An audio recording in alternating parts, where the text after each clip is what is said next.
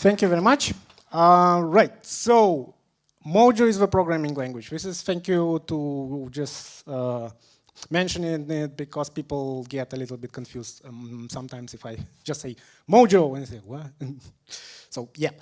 Well, generally we are currently in the AI gold rush in a way, right? So and if there is a gold rush, there are actually two types of things that you can do. You can dig for the gold, or you can actually just sell the shovels. And people normally say that selling the shovels is actually more profitable than trying to find the gold. And the company called Modular, which created the programming language Mojo, decided to do just this. They say, like, they promise to provide the best shovels to the people, right? So, like, the idea is they have lots of experience in building tools. Like they, who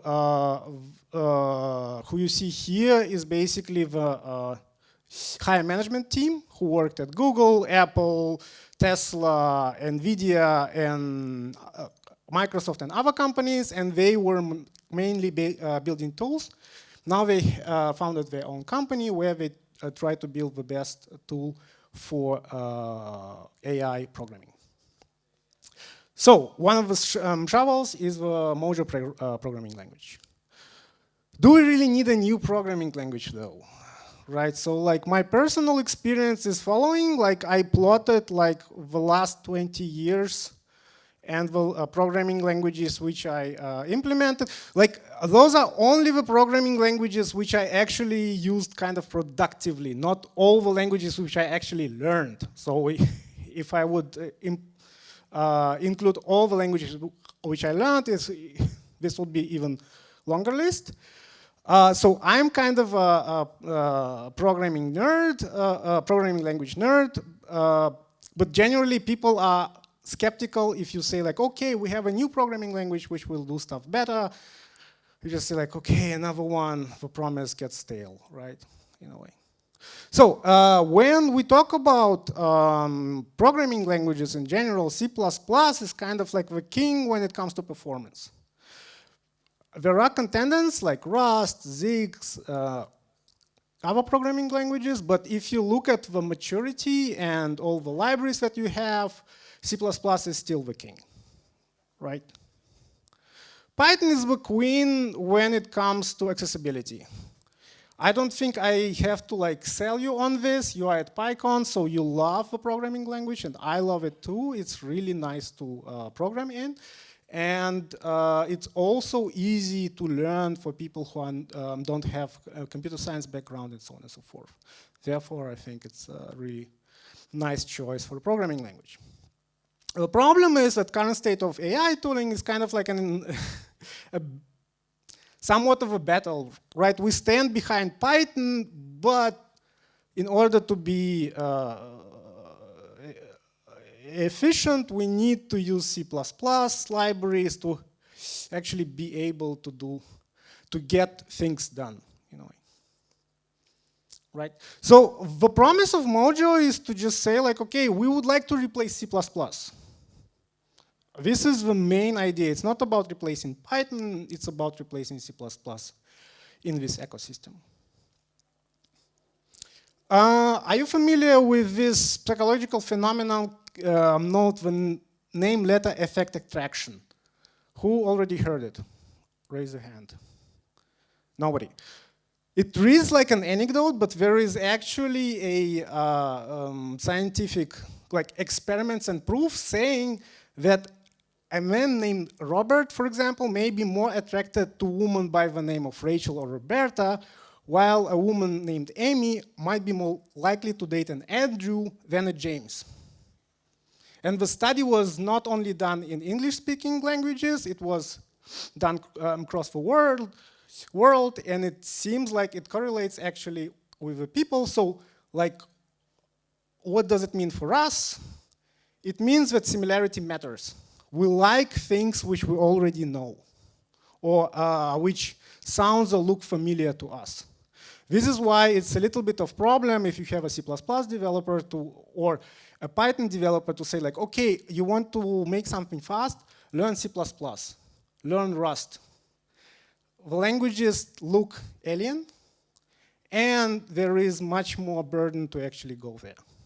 With Mojo, the idea is it's a superset of Python, meaning that for a Python developer, it should be actually easier to start trying out the programming language and going there.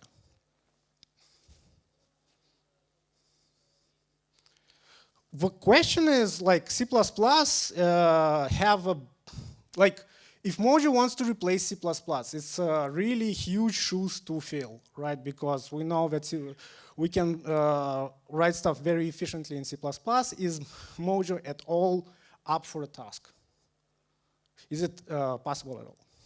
Well, generally, the idea behind Modular, the company itself, their main product is an inference engine, which should run faster than what is currently on the market. And the people behind the company also contributed a lot to the current libraries which we have, like TensorFlow and PyTorch. So for them, it was basically the idea, okay, we'll try to start from scratch and try to build something much more performant. And then why inference? Because generally with inference, this is where the costs are normally. You train a model, which is costful, yes, but you do it only on few occasions. Inference is where you kind of run input through the model to get the output. And this is also costful. If you do it non-efficiently, then this is the cost which will kind of explode on you over time. Right, so what they say, basically they built the engine in Mojo, and they have some comparisons saying like throughout the board, it's actually a little or a lot faster than current inference engines. There will be a next talk after mine, which will go into Max explicitly. Therefore, I won't go there in detail. So you are welcome to look to the next talk. Right, but what about general purpose programming, right? Because like basically, I guess we are at the Python track, not on AI track. Who does AI? Who's actually interested in AI? Just a few people, I would say like 25% maybe. But the others are actually interested in general purpose programming, right? So like, let's see what does Mojo bring to general purpose programming. And we will do a small Python quiz. Right, so what we will do is basically, we would like to implement a prefix sum algorithm in Python. Who's familiar with prefix sum algorithm? One person, great. Don't bother, it's a very simple algorithm actually, and it's easier to just go through the Python code rather to explain what it does. So basically what we have here, this is an example, we have a list with 10,000 ones, right? Here I also measure the time to just see how much time it took. So we take the first element and then we iterate over the other elements and we just add the previous element to the current one. This is the prefix sum, meaning that what it does here, it's a fancy way of turning 10,000 ones into 1, 2, 3, 4, 5, 6, 7, 8, 9, 10 to 10,000. This algorithm is often used in larger algorithms. For example, I stumbled upon it when I was implementing radix sort. There are other multiple algorithms which actually use this. And I took this as an example because it's very simple, right? There is no kind of like no magic behind here. You can generally understand what it does, right? So we do the prefix sum in the for loop here. then we measure the time again, and then we print time spent per element, toc minus tick, divided by the length of the list. And it's in nanoseconds. Simple, right? Okay, now we have also NumPy. NumPy should be faster, right? So here what I do here is quite simple. I just replace the Python list with a NumPy array. Same stuff. 10,000 elements once, we iterate through it, we add them, and then we measure the time. All right. Then, actually, this algorithm is quite known. So it's also known as a cumulative sum. And it's already implemented in NumPy. It's called CumSum list, or CumSum, basically. So here we say, we take a Python list, and we just apply the function, and then we look at the time spent.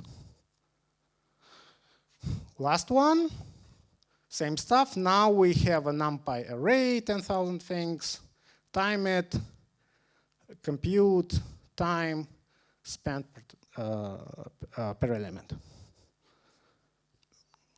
All clear. Now comes, and I executed it on my Lenovo Linux laptop with following parameters. Nothing super fancy, like Core i7, 8 cores, 2.8 gigahertz.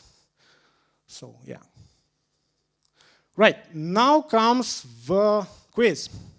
We have here time spent per element. We have 365 nanoseconds, 73, 52, 3.5, and 0.3.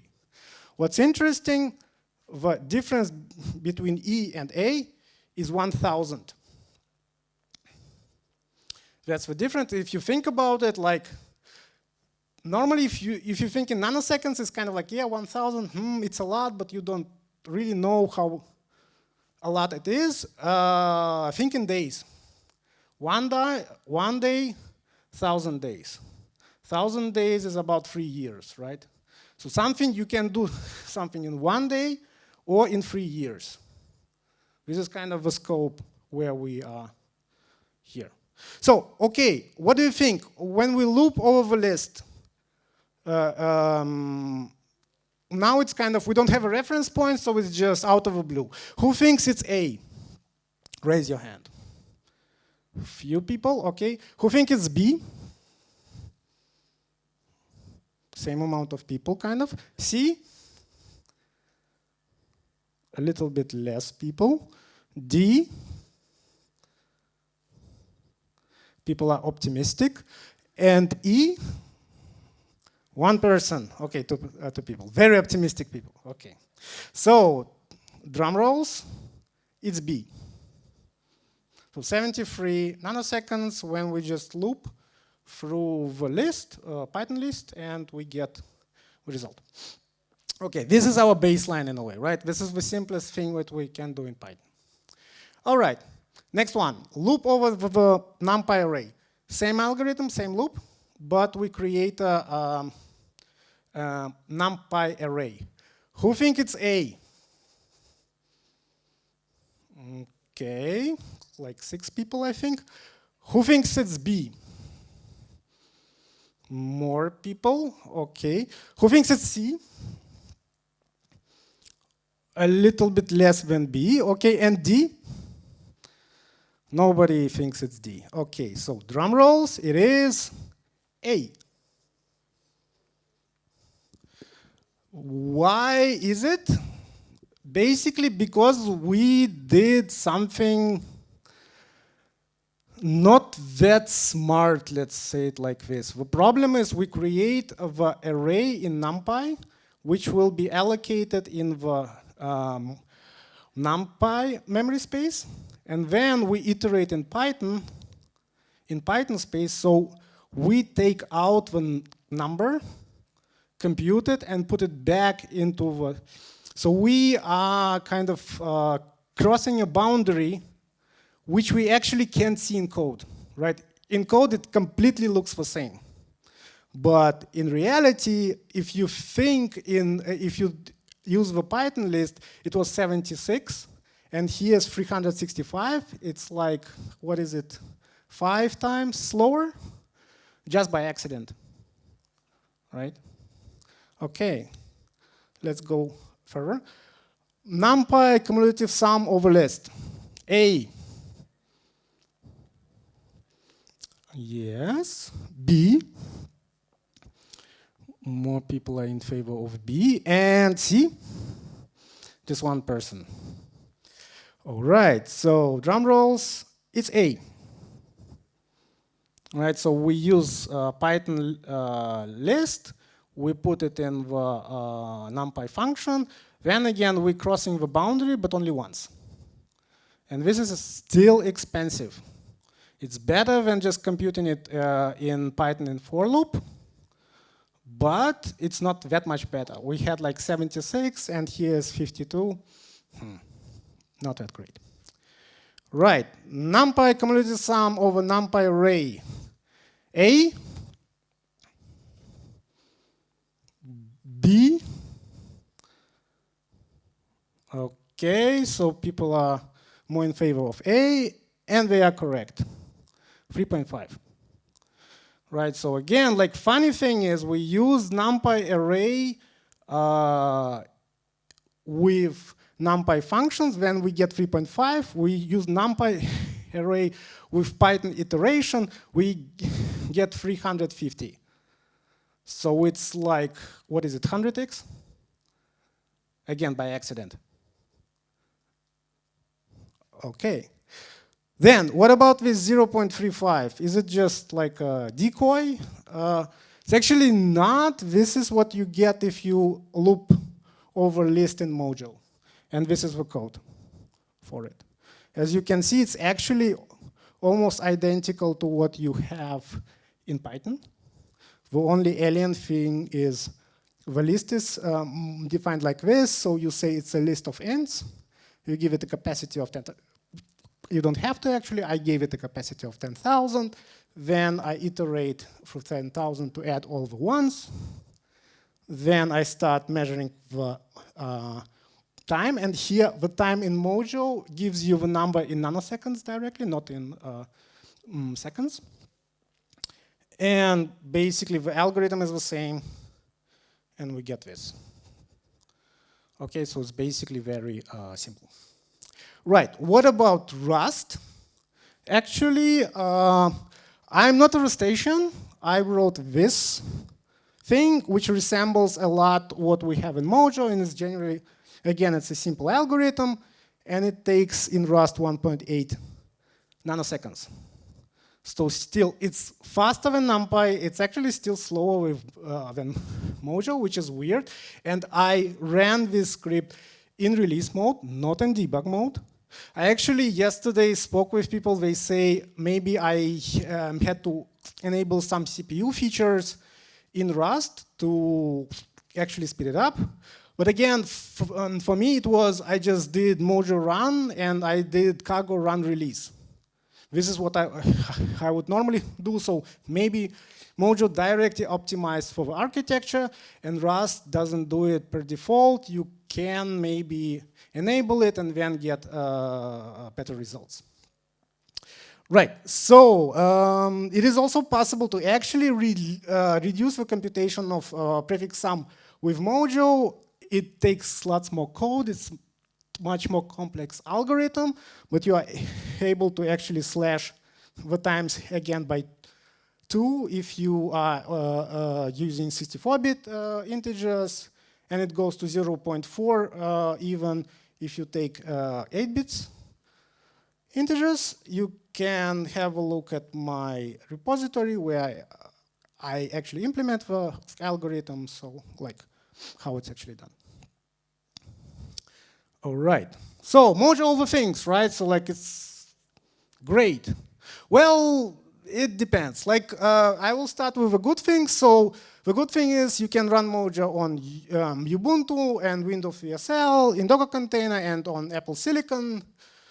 You can import local Python modules directly. So as a Python developer, if you would like to keep your code and just execute it in Mojo, it's actually quite easy to do. The VS Code support is quite decent for such a young language. I also see that folks from JetBrains actually also working on the plugin for it. There is a REPL, there is a Jupyter Notebook support, there is a web playground where you can just play around with stuff directly in the browser. Mojo code runs on CPU, and they promise to run support for running on GPU this year, which is actually pretty cool because then you can just write your Python syntax code, which will have a different signature and will just run on the GPU, so you are replacing CUDA code. Right, on the other hand, what is not that great, right? Okay, call Mojo from Python is not supported yet. They have it internally, but it's not released yet, so it's coming, but it will probably take a little bit of time. The type system is still under development, so there are lots of advanced features and less advanced features like classes, for example, which are not implemented yet. Like Mojo have structs, but structs are semantically different from classes, and classes will come at some point. Right, memory model is similar to Rust, but it's still in flux, specifically when it comes to lifetimes. And lots of Python idioms are not supported yet. Another thing, standard library is heavy work in progress, mainly because the type system and lifetimes are work in progress yet. But also, Modular just released the standard library as open source, or large parts of standard library as open source. And I think there will be a speed up in development coming from the community and Modular itself to actually build up a standard library in a good way. So, is Mojo just a hype? Well, in my opinion, it's a wunderkind. So it can do some stuff really nicely, but it's still a child. It still needs to develop. It still needs to like go some miles, and we then see. I would say I wouldn't see it used for production things unless it's the Max engine for a couple years from now, because the language needs to mature. But otherwise, I think it's still an interesting thing to explore. All right, thank you.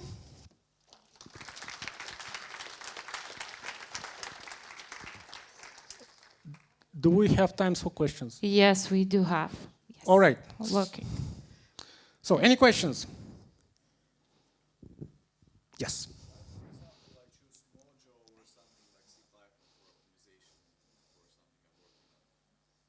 Why would you do this? Or this? Benefits, like. Right. Okay. Benefits. So basically, I can speak from how I came to Mojo. Is basically I'm working on Python projects in my day job, right? And we have, for example, pipelines which need to process lots of data. And basically, part of my job is basically to try different things to see, like, okay, does it make it go faster or not? Very simple example, we had like 30 gigabytes or a data frame with 30 gigabytes. We need to export it to something similar to CSV. Plain vanilla, it took 1 hour. After I was done with it, with lots of sweat, it took like 2 minutes. But again, like with Mojo or CPython, I would be able to do it like directly without being forced to try lots of things and trying to like experiment on stuff where it's not needed. Because I know from performance perspective, it's much more predictable, as you saw in the quiz, than actually just using Python. With Python, it's lots of time it's try and error, right? Yeah. This answers the question? Any other questions from the audience? Yes. Please. You have to declare the size for the collections, or is it dynamic? It's dynamic. So basically, I used it myself, but you don't have to. Like when you define the capacity, it's basically you know there will be less reallocations because you know how big it is, but then you'll just have dynamic reallocations. And it didn't matter actually for this example because I wasn't timing the creation of a list. I was timing just for computation.